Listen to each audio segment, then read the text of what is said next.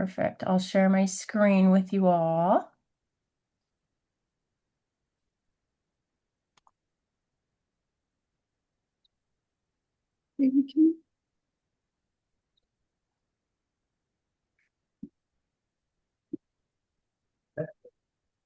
Alrighty. So I named this Eating the Rainbow, what that means and why it's good for you. My name is Sonara Clark. I'm the instructor for this class. I've taught a couple of nutrition classes before, but this one's kind of been fun for me, focused on eating the rainbow, which is basically our way of eating all the colorful fruits and vegetables, and also why that is good for you. I can remember how to do this. So I'll tell you a little bit about me to start with. I go by Sai. My full name is Sonara. In my day job, I am a full-time admin and lead at a catering company. We serve tech companies their daily lunches, kind of throughout the Seattle region. I also, in my spare time, have lots of hobbies. Some of the ones that are coming to mind are poetry. I really enjoy herbs, gardening. A favorite thing of mine to do is create soap and skincare products. I also really like painting, kind of abstract painting, and then working with epoxy. And that with that, I do jewelry and things of that nature as well. All kinds of mixed media, drawing, photography, cooking is a real love of mine. I've been doing that for a long time. Snorkeling, all kinds of games, and of course, health and nutrition. I also have a wellness coaching business on the side, helping others to become the best version of themselves that they can be. And I am currently working towards an associate certified coach accreditation through the ICF, they call them, the International Coaching Federation. Slow and steady with that one. I also now teach classes for Brain Northwest. So far, I've taught classes in poetry, nutrition, and cooking. Okay, let's see. Alrighty, welcome to How and Why to Eat the Rainbow. And by that, we don't mean Skittles, although those are certainly delicious as well. Doing a little bit of a deep dive into the vitamins and minerals.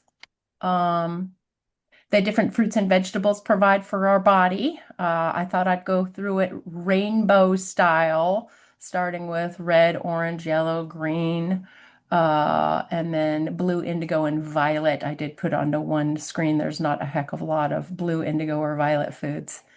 But go with that and then talk a little bit about diets and why they don't work and some things that you can keep in mind if you're looking to eat more healthfully or even lose weight. So we're going to jump right into it here with some thoughts on red fruits and vegetables. There are quite a lot of red fruits and vegetables, way more even that are mentioned here. Pomegranates is another one that's not on here. That's a great one. Lots of good benefits there. But we've got red bell peppers, tomatoes, chilies of all types, of course, cherries, there's apples, radicchio, which is a type of lettuce. You'll find that in the grocery store. It's really beautiful, kind of a purple and white lettuce. Radishes, of course. And now what they basically have in them, every fruit and vegetable has a slightly different makeup with what it's got in it. Um, but this is by and large what you'll find in red fruits and vegetables overall. They are anti-inflammatory, anti-cancer. They will boost your immunity. They're excellent for brain health. Also good for your cells and your DNA, and then vascular health, which is another way of saying good for your veins. And then a good tip here, add fresh cranberries, goji berries, or pomegranate seeds to a salad. That'll boost up your red fruits and vegetables there, or, even add some extra tomatoes.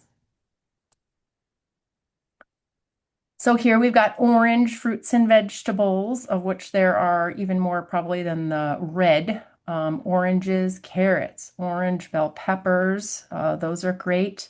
Mango, papaya, sweet potatoes, pumpkins, cantaloupe, all kinds of good stuff. Cheetos is not included, correct? Oh, oh.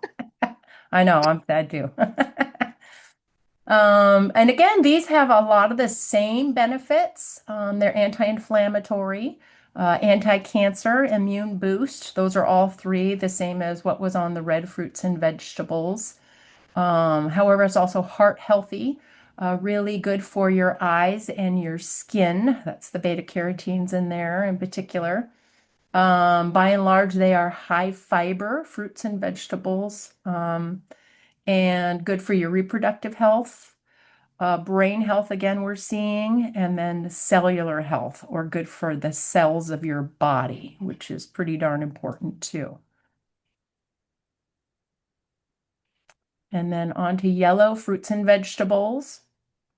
Here we've got squash, bananas, yellow peppers, like apples. There's a couple of the apples that are yellow in color, lemons, pineapples, corn, regular, like they call them yellow or white potatoes.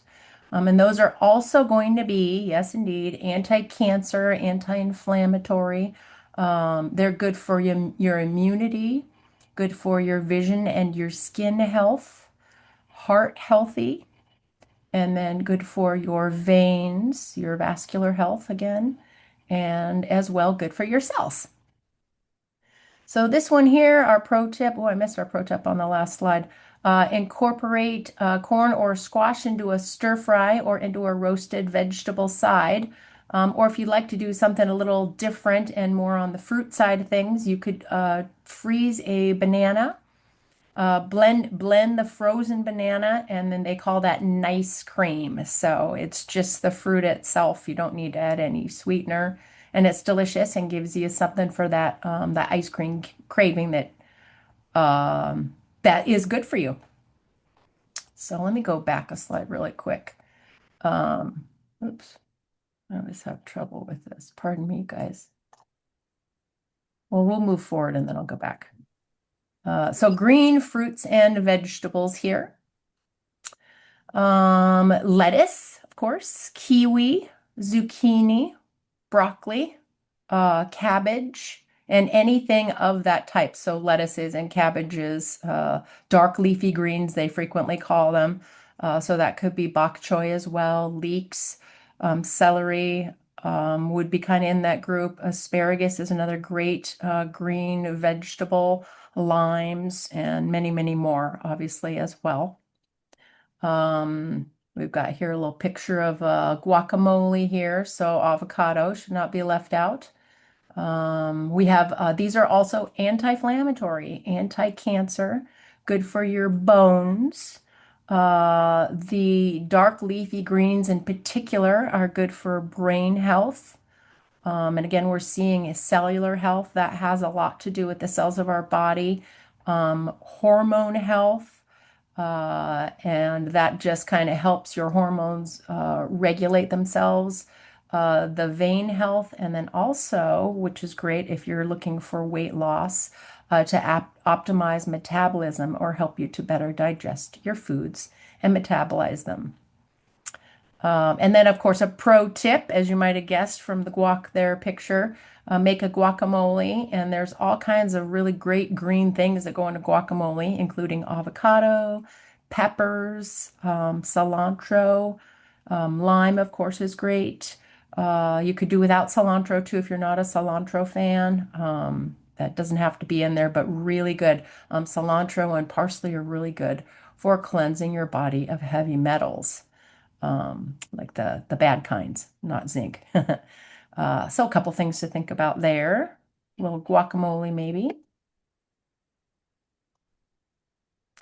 And then here is our blue, purple, and violet fruits and vegetables. I thought to myself when I started researching that there wasn't very many blue, purple, and fr violet fruits and vegetables, but there's actually quite a lot. So we got blueberries, we got blue corn, we've got purple potatoes, we've got grapes, purple cabbage, eggplants, all kinds of berries, including blackberries and currants, and then plums, of course. You could probably even call, I think cassia is one. There's a couple other good ones that have lots of anthocyanins. What about That is what makes them blue, purple, and violet is these anthocyanins, and those are really, really good for you. Those are specifically anti-inflammatory, which is a lot of what we want for our health and then also for brain health specifically. They're also anti-cancer, very powerful antioxidants. Specifically, the anthocyanins are very powerful antioxidants. Good for your heart, good for your veins, good for your joints and your bones, and not to be the last on the list here, but brain health, of course, really good for that as well.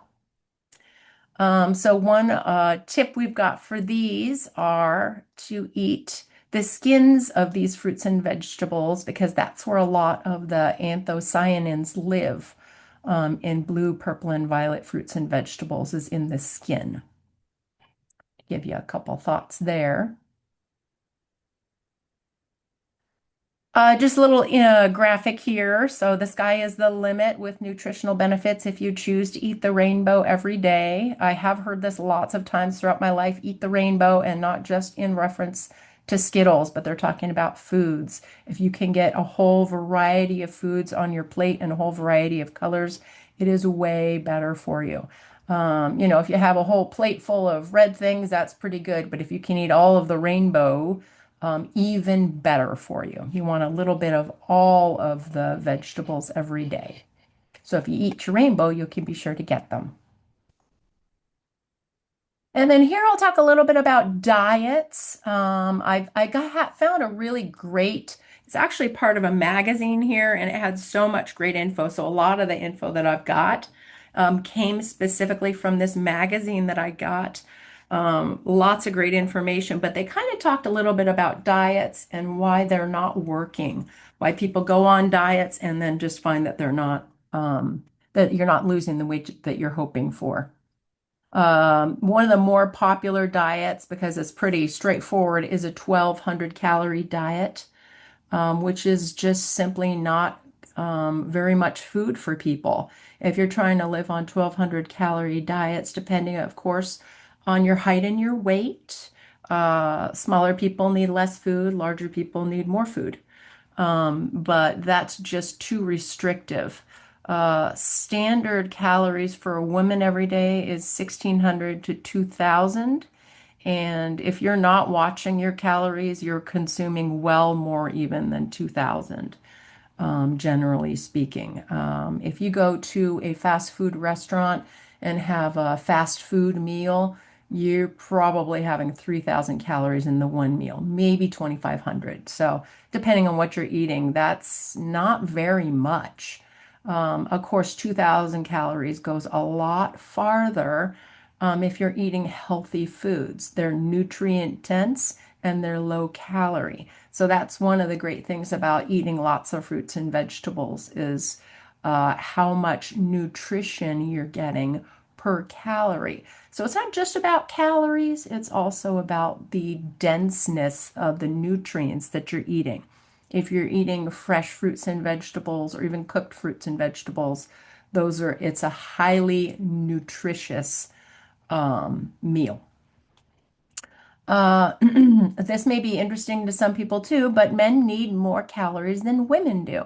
So they can eat 2,000 to 2,400 very easily in a day without trying. So 1,200 calories would be even more restrictive for a man than would be for a woman. And then, of course, it's difficult to maintain a 1,200 calorie diet because you're hungry. If anyone's ever tried to lose weight, that's going to be the biggest problem you've got. I have lost weight. I've lost about 25 pounds. I did it slowly over the course of 2 years, just with the diet. I didn't add diet or exercise to it, But that was the hardest thing of the whole part of it was feeling hungry all the time. I remember many times sitting outside of a Wendy's and talking myself in or out of going in just for the French fries. I could have dealt without the rest of it, but man, I wanted those French fries. And it's because I was hungry because I was restricting my calories. So if you're having fruits and vegetables, that will make you feel fuller longer.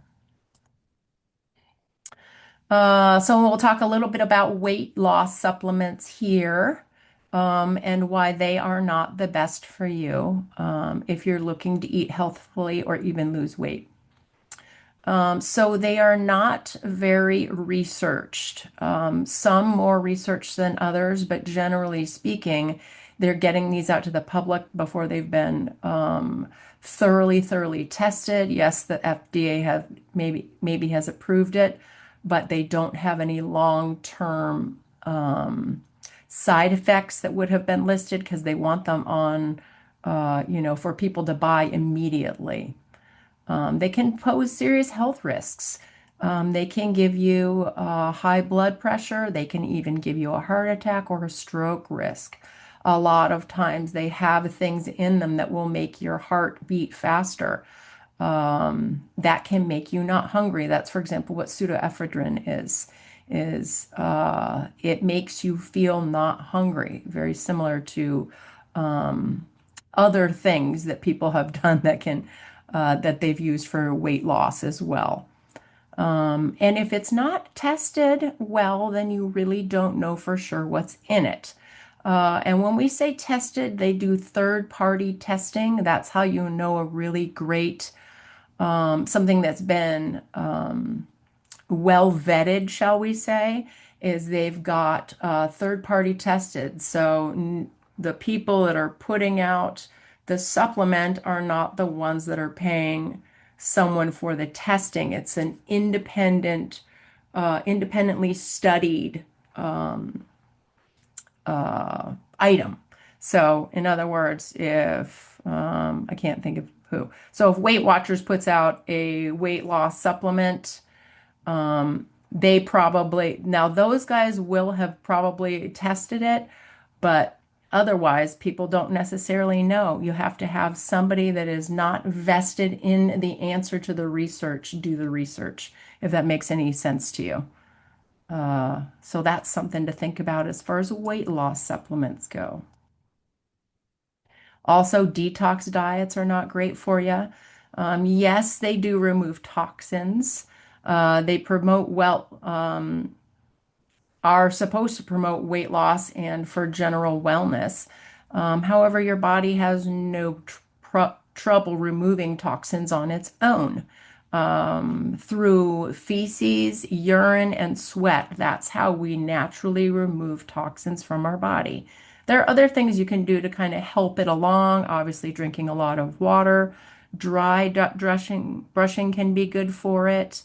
But you don't want necessarily to stay on any sort of a detox diet. So whatever you do on that diet, you may lose a lot of weight. You may even lose a lot of water weight, but it will come back quickly because once you've started to eat regular food again, your body slips right back into the habits that it had prior.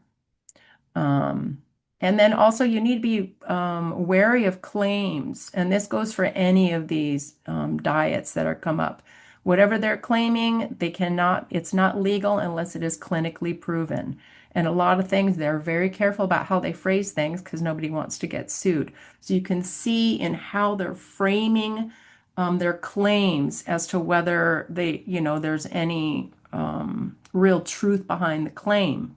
So they will talk about if it's clinically proven, they will use those words. They will say words like third party tested.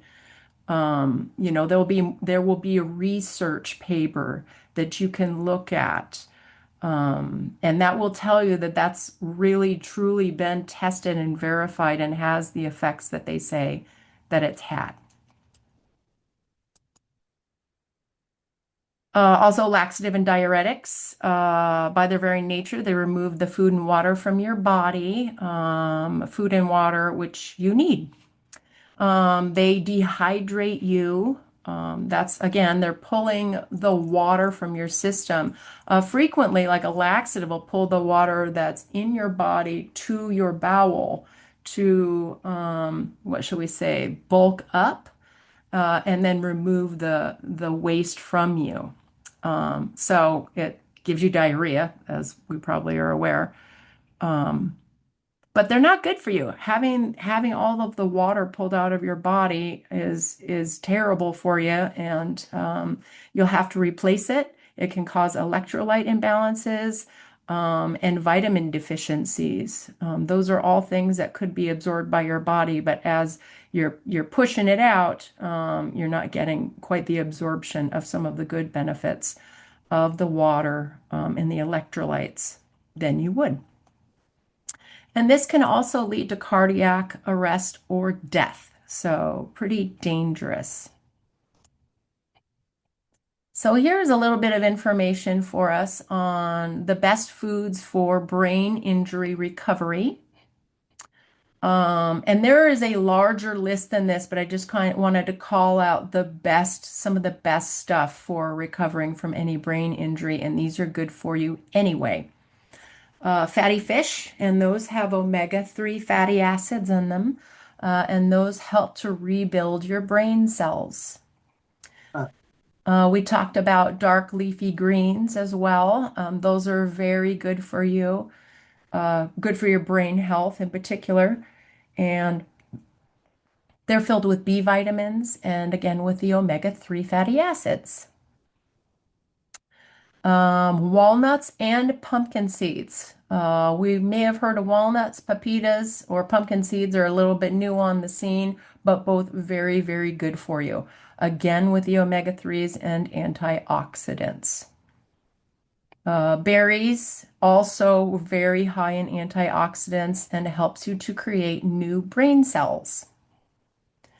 Legumes, and those are going to be beans and peas. So that's the fancy name for that.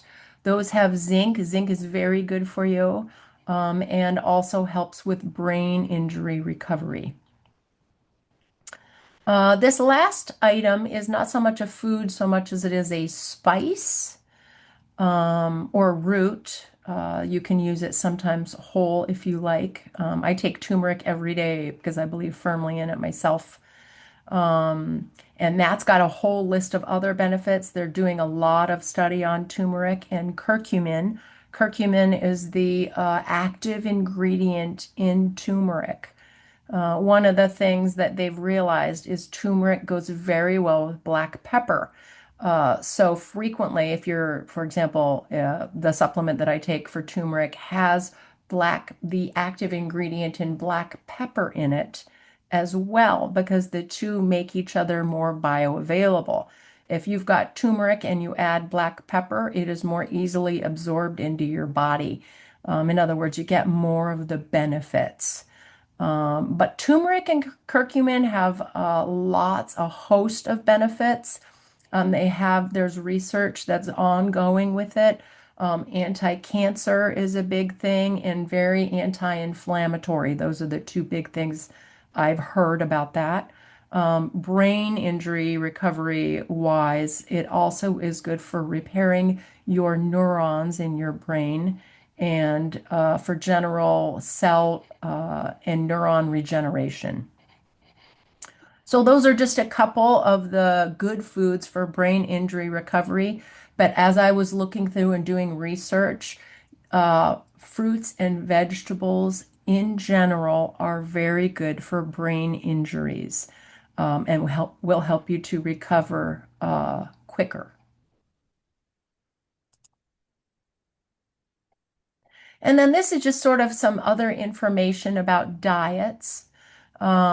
This says here, calorie reduction is by far the most important thing that you can do to lose weight. Um, you can work out, and it is highly suggested that you work out, but if you're not eating well, then working out is secondary, and you'll be less likely to lose the weight unless you're also reducing your calories. And when they're talking about that, you're looking at how much caloric, so calories are a kind of a measure of energy. How much energy you're putting in your body through calories versus how much energy you are expelling through energy or motion of the body. So, you can eat not very much, um, I should say, eat very little, right? And then do no exercise and you'll lose some weight, or you can eat a little bit more and do a little bit less of the exercise as well. So it's recommended always that people are doing exercise, but it's really in the eating part that you're losing the weight most efficiently. And the other thing is on why diets are not always successful is that sometimes calorie counting can harm rather than help. So if you're always focused on how much calories you're eating, or in some instances, macronutrients, which would be carbohydrates, fats, and protein, you can people can get a little on the obsessive side about it, right? And you're focused on food and what you can't have and what you can't have, and that can actually cause you to overeat because you're feeling a loss mentally. I'm not even speaking necessarily about hunger, but mentally, when you're focused on the thing you cannot have, you really want the thing. I think that goes in many instances, but certainly for eating. Chocolate.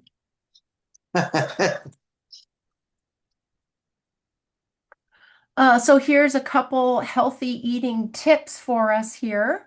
And of course, this makes sense. More fruits and vegetables at every meal. It is recommended that you get 2 servings of fruit and 3 of vegetable on a minimum daily. And I think that breaks down to 2 cups and 2.5 cups, or something along those lines, is how that breaks down into cups. And that's on a daily basis, spread amongst your meals. Another little note here for healthful eating is that uncooked fruits and vegetables have a lot more fiber, and fiber is what gives you that sense of fullness, and it sort of sticks to your ribs a little bit better too. So you're holding on to the food a little bit longer. It's digesting longer in your body as well. So that's better for you. It's always good to eat fruits and vegetables, but it is especially good to eat raw ones.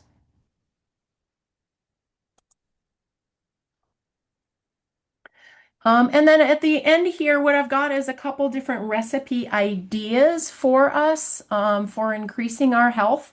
A couple of these came from the magazine that I was really looking at. And that magazine, by the way, is an Eating Well magazine.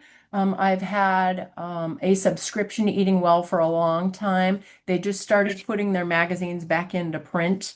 And I'm a very big fan. They've got really great recipes for stuff, very healthfully minded.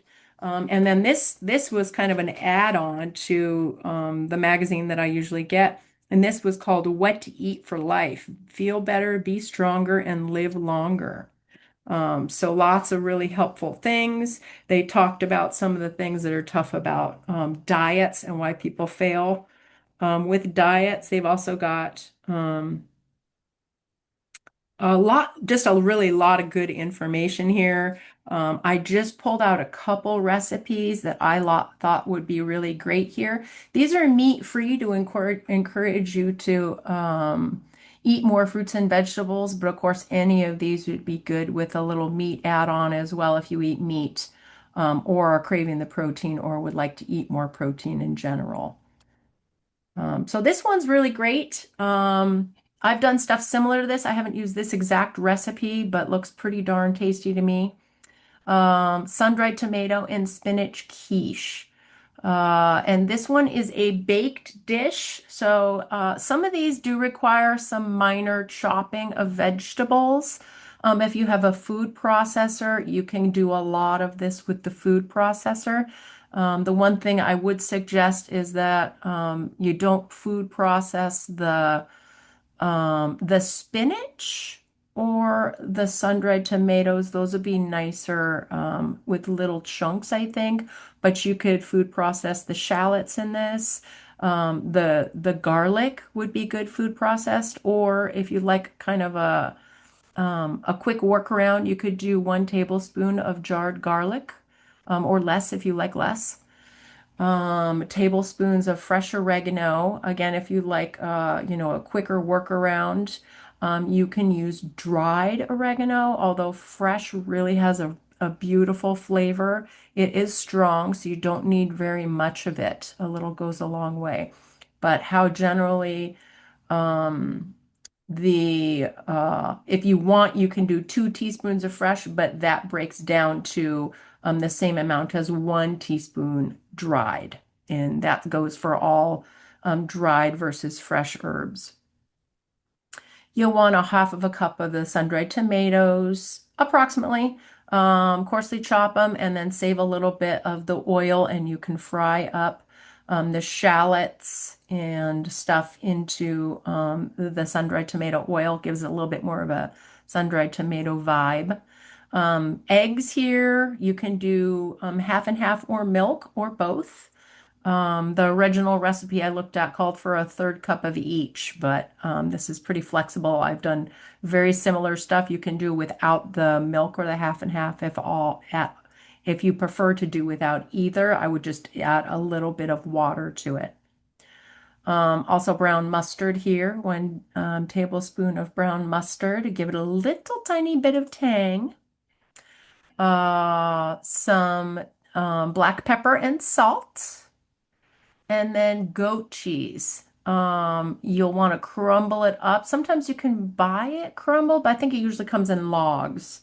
And that you'd want 1 4-ounce log of goat cheese cut probably in half. You can crumble it and then leave 1/2, or I should say divide it. So I won't go through all of this, but basically it's going to go in a pie pan, 350 degrees.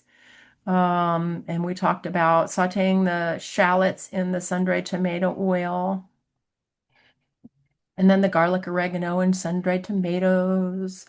Once that gets cooked down, you'll add the spinach in batches until it's all wilted. Let it cool down, and then you can do the eggs in the half and half. That'll be separate. You're going to add it to the spinach mixture once it cools down. So the eggs, the half and half, mustard, salt, and pepper. And then you'll want to carefully fold in the spinach and goat cheese. And at that point, you put it in the oven and cook it. You leave a little bit of the goat cheese out for the top as well.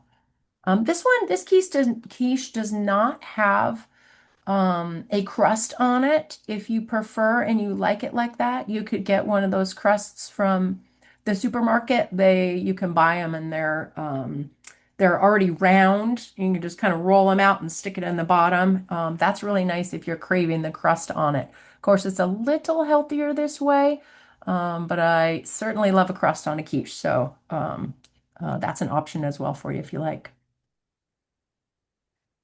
So this is vegetable tofu skewers. This one here comes with a chimichurri marinade. You can substitute, what I love is halloumi cheese. If you're a cheese person, maybe you don't care for tofu so much.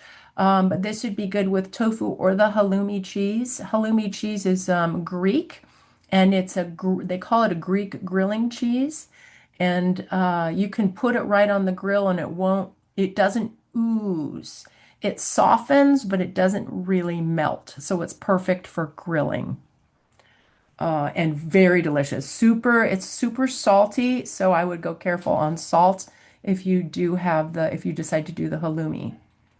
And then this, you can also substitute any vegetables you like.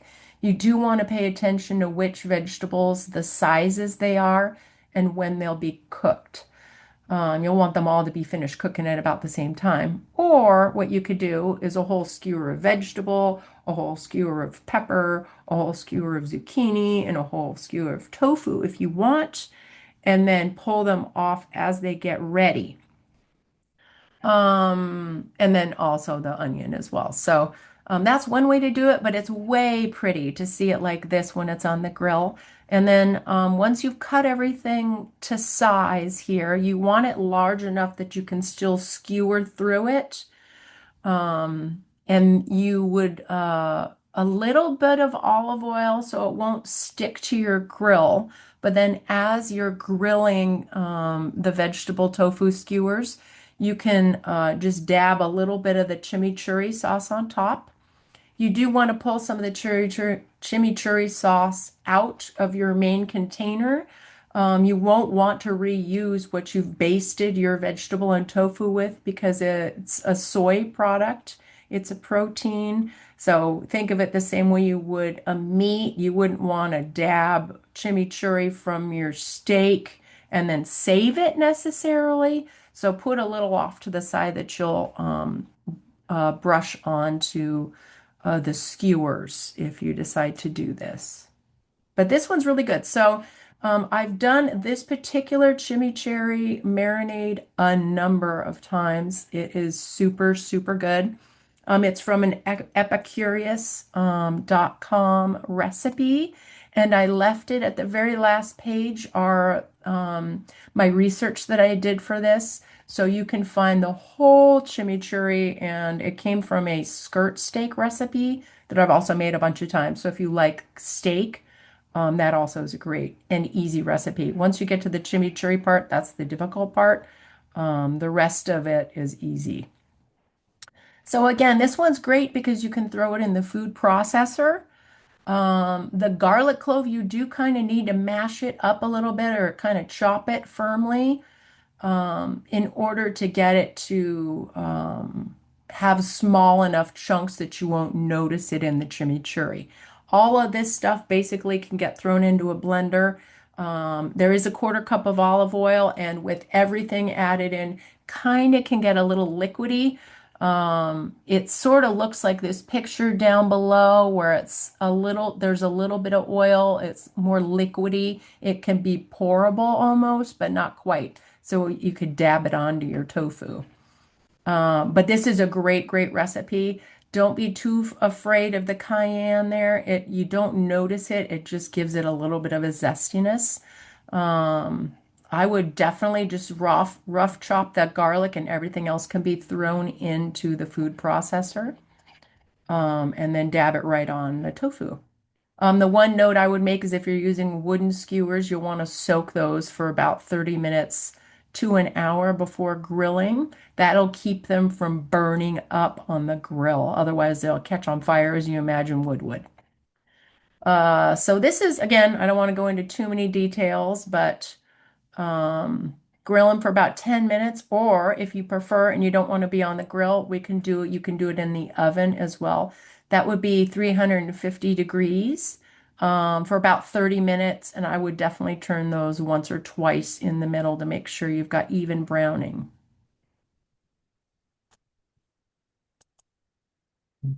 Alrighty, this one sounds so good. I think I'm gonna make this stuff for it this week because I just think this looks amazing. And it's really nice for spring. It's right around the corner. Spinach, dill, and feta orzo. Orzo is a rice-shaped pasta. So it looks just like rice, but is in fact a pasta. The nice thing is that it can soak up whatever flavors are around it. And in this instance, you can use a chicken or a vegetable stock to flavor your orzo, as well as, the butter and the garlic and the spinach. All of those flavors will get kind of soak up into the orzo as well. This is also great, pardon me, because it's a one pot meal. So fantastic if you don't like doing dishes, and who does, right?